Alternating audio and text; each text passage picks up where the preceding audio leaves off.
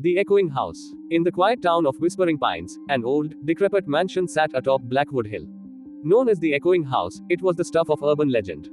It was said that anyone who entered the house would hear whispers of their darkest secrets. For years, no one dared to approach it until 27-year-old investigative journalist Clara Hale arrived in town. Her career had hit a slump, and the promise of a story about the mysterious house was too enticing to resist.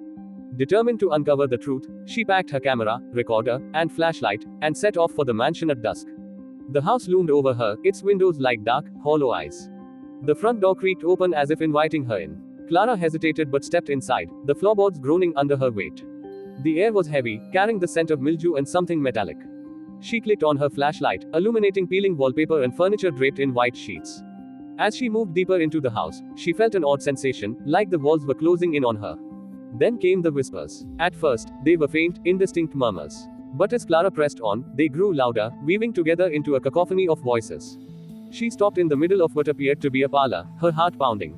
"Liar," a voice hissed. Clara froze. The word was sharp, accusatory. It sounded like her late father's voice. "Thief," another voice chimed in, this one belonging to her estranged sister. The whispers were relentless now, echoing her darkest moments, her buried regrets. Desperation clawed at her chest as she shouted, "Stop." The voices fell silent. Then, from the corner of the room, she heard slow, deliberate footsteps. A shadow emerged, taking the form of a woman with hollow eyes and a gaping mouth. The figure raised a hand, pointing directly at Clara. "You brought them here?" the figure asked. Before Clara could react, the room around her began to shift. The walls warped, and the furniture dissolved into darkness. She was no longer in the house but in a void, surrounded by spectral figures whispering her sins.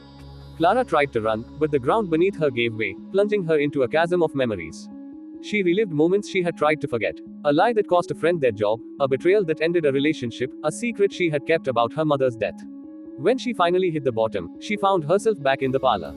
But she wasn't alone. A man in a tattered suit sat in an armchair, his face obscured by shadows. "Do you understand now?" he asked, his voice calm yet menacing. What do you want?" Clara stammered. The man leaned forward, revealing hollow sockets where his eyes should have been. "The house feeds on guilt. And you, my dear, are a feast." Clara screamed as the shadows engulfed her. The next morning, the townsfolk found her car parked outside the mansion, but Clara was never seen again.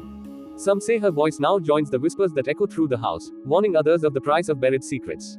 The Echoing House remains untouched, a silent sentinel on Blackwood Hill.